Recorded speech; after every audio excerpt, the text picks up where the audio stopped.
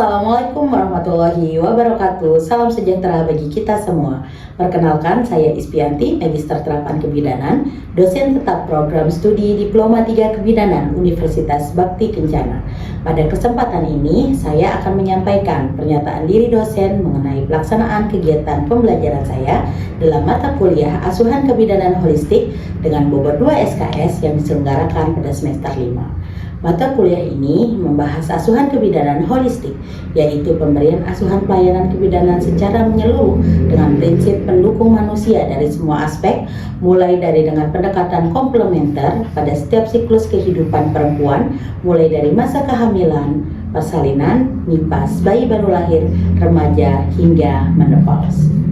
Melalui mata kuliah ini, mahasiswa diharapkan mampu menunjukkan sikap bertanggung jawab dan memberikan pelayanan dan asuhan kebidanan secara holistik sesuai dengan kewenangannya, membuat keputusan secara tepat dalam mengelola asuhan kebidanan dengan pendekatan holistik, memadukan ilmu asuhan kebidanan holistik dengan metode dan teknik komplementer secara prosedural, serta melaksanakan asuhan kebidanan dengan menggali potensi alamiah ibu dan lingkungan untuk mengoptimalkan kenormalan kehamilan, persalinan, dan pasca salin.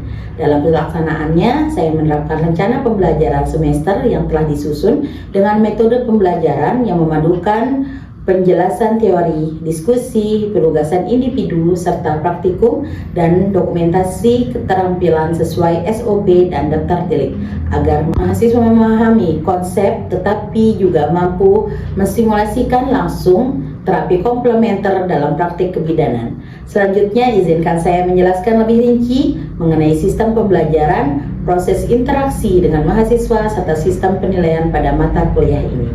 Sistem penilaian yang saya terapkan pada mata kuliah asuhan kebidanan holistik ini dilakukan secara berkesinambungan dari pertemuan pertama hingga pertemuan ke-16 dengan total bobot penilaian 100% yang terdiri dari beberapa bentuk asesmen sesuai capaian pembelajaran tiap minggunya. Khusus untuk kompetensi keterampilan, saya menerapkan penilaian berbasis produk video pembelajaran di mana mahasiswa membuat video praktik terapi komplementer sesuai SOP dan daftar tilik yang telah ditetapkan seperti video terapi aromaterapi, terapi musik, dan pijat untuk ibu hamil pada minggu ke-6, serta video pijat oksitosin dan birthing ball pada minggu ke-11.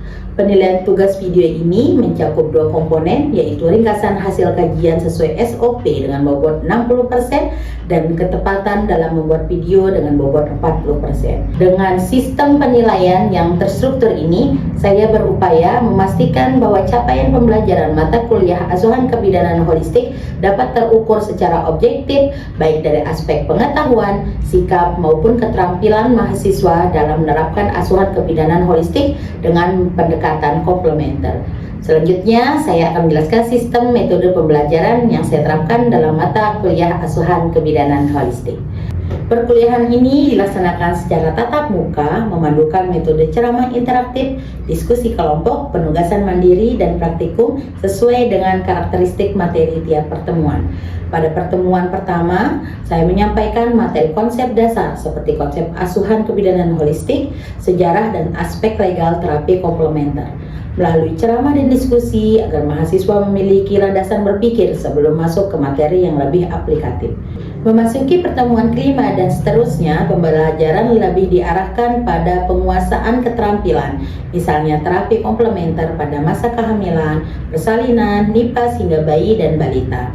Pada tahap ini, saya menggunakan metode demonstrasi dan praktikum mengacu pada SOP dan daftar tilik yang telah ditetapkan pada checklist praktikum asuhan kebidanan holistik, sehingga mahasiswa dapat melihat langsung, mempraktikkan, dan mendokumentasikan keterampilan tersebut dalam bentuk video pembelajaran sebagai salah satu bentuk penugasan. Media pembelajaran yang saya gunakan meliputi bahan ajar dalam bentuk PowerPoint, jurnal ilmiah, dan referensi pendukung sesuai daftar pustaka pada RPS, serta media audio visual untuk mendukung pemahaman mahasiswa terhadap teknik-teknik terapi komplementer yang bersifat praktik langsung.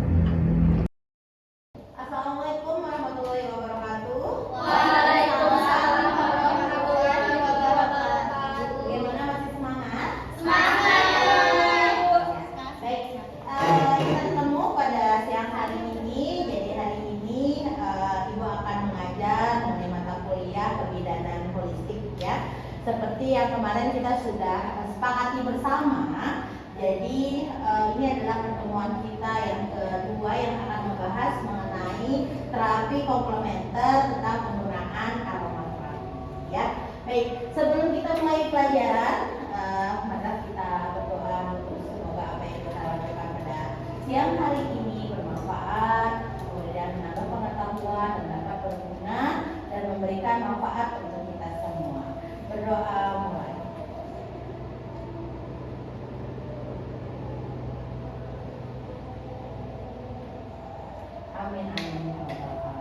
Silahkan boleh buka adlinknya. Di sana Ibu sudah masuki materi ya di dalam adlink.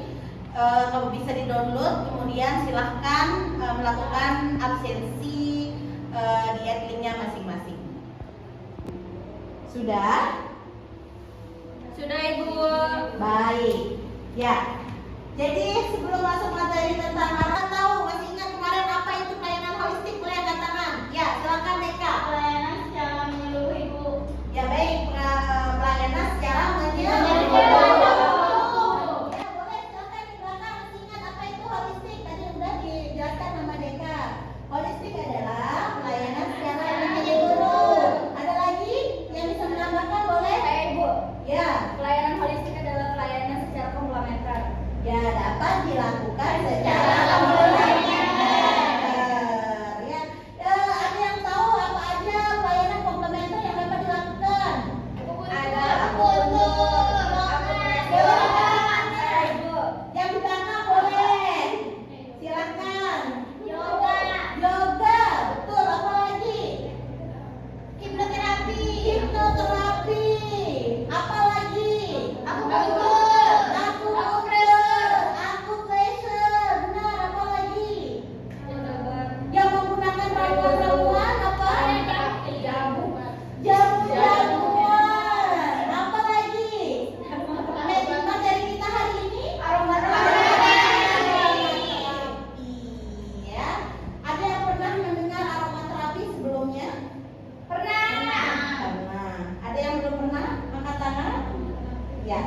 Jadi kebidanan holistik ini memang banyak sekali cakupannya ya. Jadi memang kita harus mengkombinasikan pelayanan yang memang standar dari pelayanan kebidanan yang tidak boleh dibilang ditambah dengan pelayanan holistik atau pelayanan secara menyeluruh, back to nature ya. Jadi kita mengkombinasikan, mensinkronkan semua energi yang ada ya, energi alam, tubuh, Tuhan digabung menjadi satu tanpa menghilangkan unsur memang pelayanan kebidanan yang harus dilakukan sesuai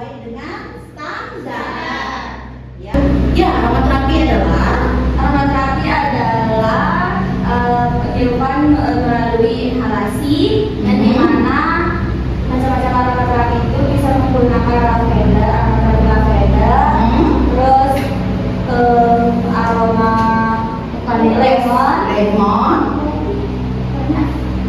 Ya, salah satunya lavender, lemon. Ada lagi aromaterapi di rumah, mungkin ada yang menggunakan aromaterapi mungkin di rumah. Peppermint. Ya, tahu cara kerjanya aromaterapi itu seperti apa? Kita akan jelaskan pada diskusi kita pada hari ini ya.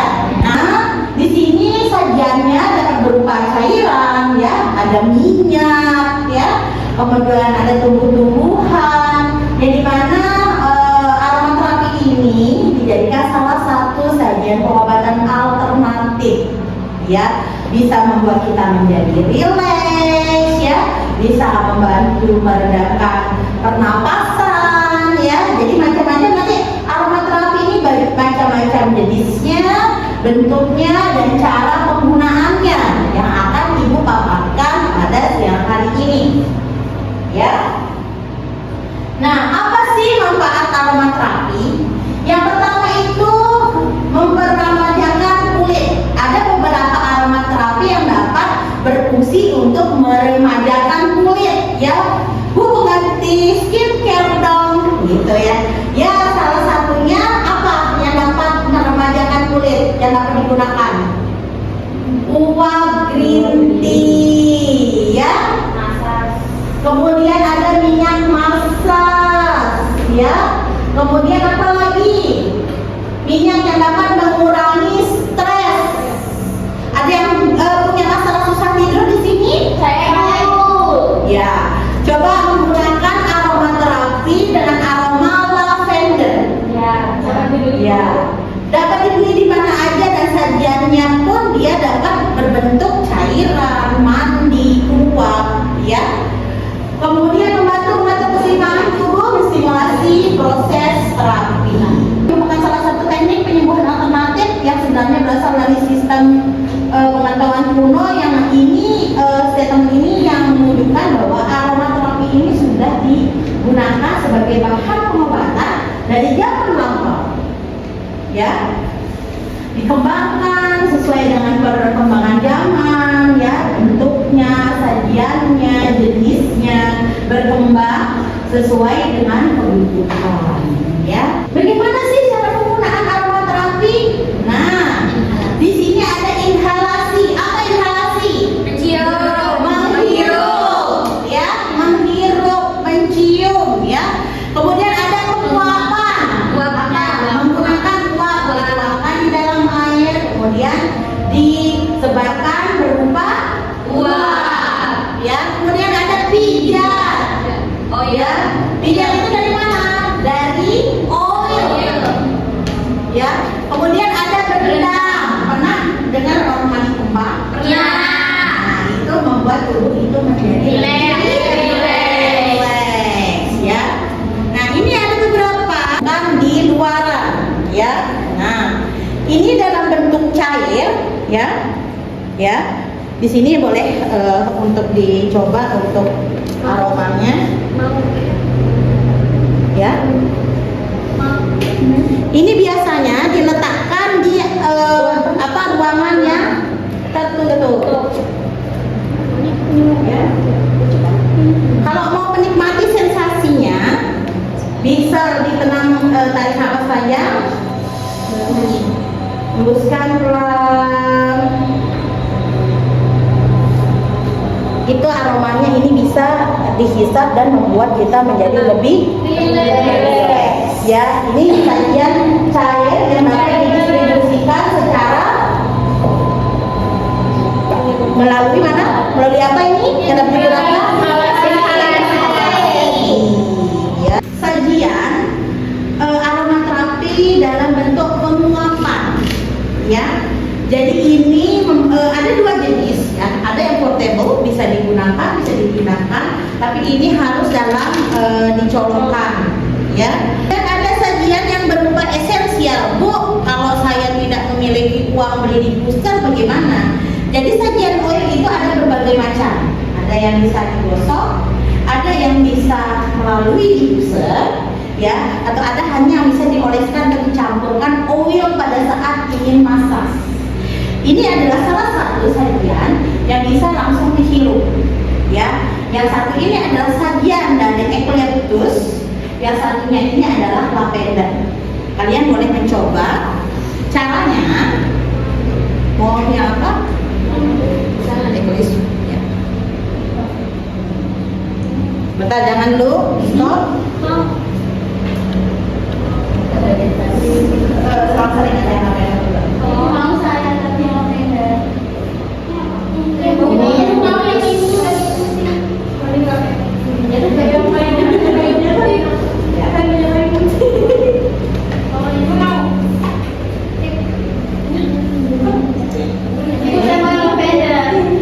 Ini ya, lavender. Yang udah itu jangan lavender lagi ya. Ya. Siapa yang belum? Siapa yang belum? Aku lavender sama buah. Ini belum? Ya enak. Udah enak kalau aku udah enak. Ibu Udah. Udah yang ini. Udah. Ya. Caranya adalah bukan dicium langsung ya. Tidak dicium langsung. Caranya menggunakannya adalah gosok hingga tangan merasa panas. Coba gosok. Udah panas dulu. Kemudian hirup.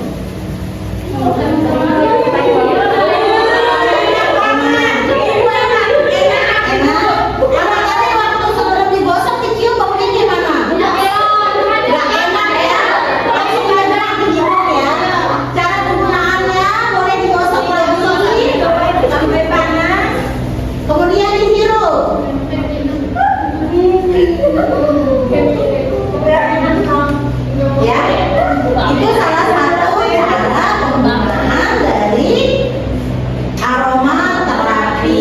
Jadi tidak perlu mahal. Ibu, saya tidak punya uang untuk beli diffuser, tapi saya pengen menggunakan aromaterapi. Ya, bisa dipilih beberapa cara yang salah satunya menggunakan oil yang tadi ya. Jadi nanti Bu, udah hilang nih gimana? Kumpul lagi, belum digosok lagi. Gosok lagi, hirup lagi. Berapa lama sih? 24 jam. Kalau cuci tangan? Biasanya kalau memang cuci tangan biasanya memang oilnya akan hilang. Ya, tapi ini bisa dilakukan berulang 3 sampai 4 kali, aromanya masih terasa. Ya. Kemudian ada lagi namanya aromaterapi apa? Yang dibakar, atau candle. Ini adalah salah satu sajiannya ya. Kalian bisa beli ya, murah kok ini. Ya.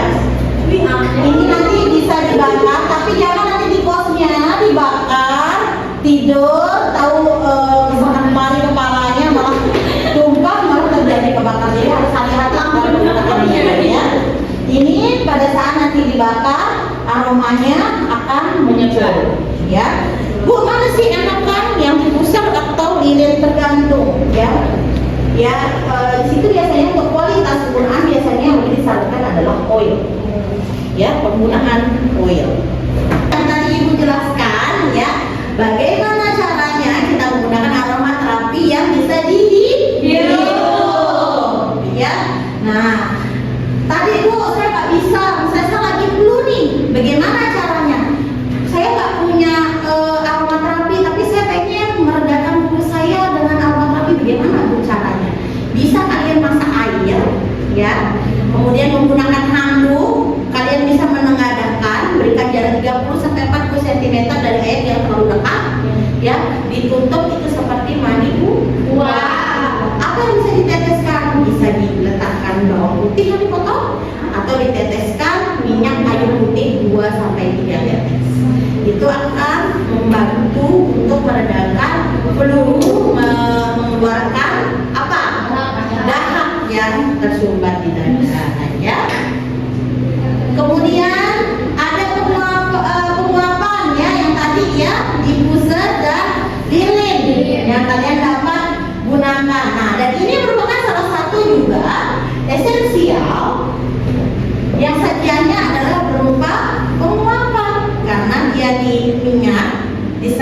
kemudian disebarkan melalui udara. Ya, terapi itu bertugas sebagai penerbangan kulit, ya, bisa diteteskan pada minyak yang digunakan untuk melakukan pijatan. Dan terakhir adalah berendam, ya, bisa menggunakan bunga kering, ya, kalian misalnya sembalun petik bunga, kalian jemur, ya, kalian pakai mandi, itu bisa salah satu cara kalian menggunakan aromaterapi untuk relaksasi, bisa dicampurkan di air mandinya, ya. Ya. Silakan yang mau bertanya. Saya Ibu. Ya, boleh. Ibu, apakah menggunakan pengharum ruangan itu termasuk penggunaan aromaterapi lavender secara inhalasi atau hanya untuk pengharum ruangan biasa, tidak ngaruh untuk tubuh kita gitu? Ya, baik. Jadi pengharum ruangan semprot itu ada dua jenisnya, ya. Ada yang memang mengandung oil dan ada memang yang hanya pewangi ruangan biasa. Jadi kalau yang memang pewangi biasa, ya memang tidak ada partikel atau molekul yang dapat membuat sensasi pada tubuh. Tapi ada beberapa pewangi ruangan. Ini contohnya adalah salah satu pewangi ruangan yang dapat membuat tubuh merasa relax. Ya, ini ada mereknya by Fresh.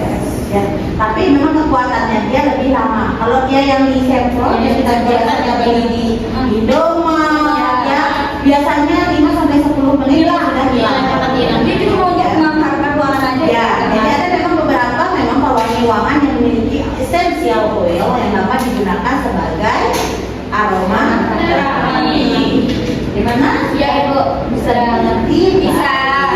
Ada lagi yang di belakang? Kan tadi ada beberapa ya untuk aromaterapinya kayak inhalasi, bisa sama pijat, kan di terakhir itu ada untuk mandi kembang atau mandi bunga. Itu bunganya bisa kita pakai semua jenis bunga atau bunga jepun aja atau apa gitu. Ada jenis bunganya. Ya, kan seperti yang tadi ada penugasan akhir tadi, ya. Jadi setiap tumbuhan, setiap bunga itu memiliki aroma yang dapat membawa efek dalam tubuh berbeda antara bunga satu dan bunga lainnya. Contoh, bunga kenangan itu bisa membawa ketenangan, ya. Tahu bunga ini yang kuning-kuning yang suka digunakan sembahyang? Itu kan tidak ada aroma apa-apa yang dapat ditimbulkan, malah condong membuat aroma tidak sedap. Jadi gunakanlah bunga-bungaan yang memang memiliki membawa aroma positif. Contohnya apa?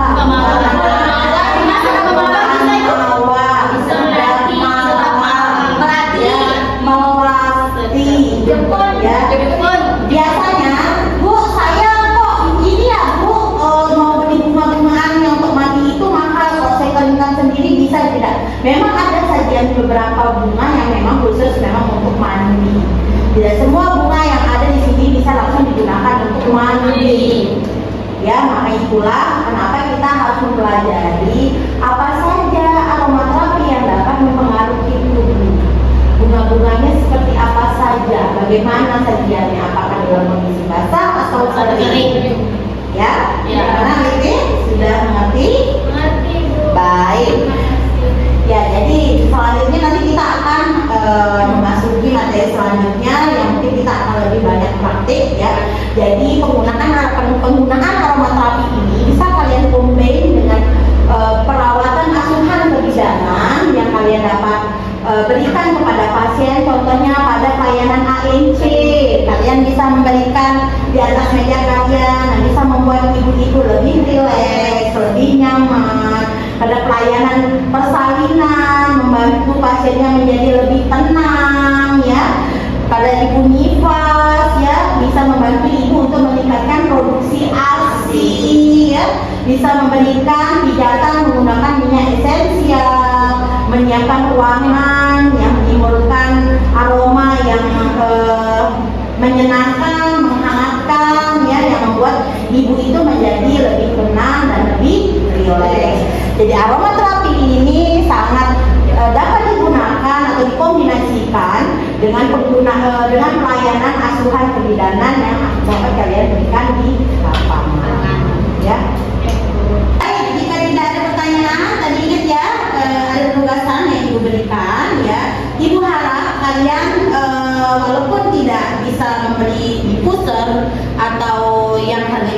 lebih mahal, tapi ada beberapa memang sajian aromaterapi yang lebih ekonomis yang dapat kalian gunakan di rumah ya.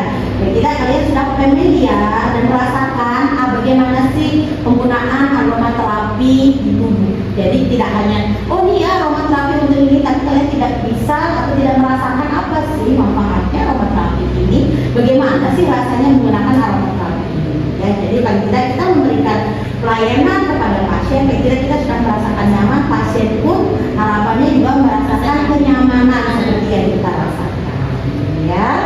Baik, jika tidak ada pertanyaan, Ibu tutup pertemuan kita pada siang hari ini. Diingatkan tugasnya, besok pertemuan selanjutnya Ibu akan review kembali mengenai aromaterapi sebelum kita memasuki ke materi selanjutnya. Baik,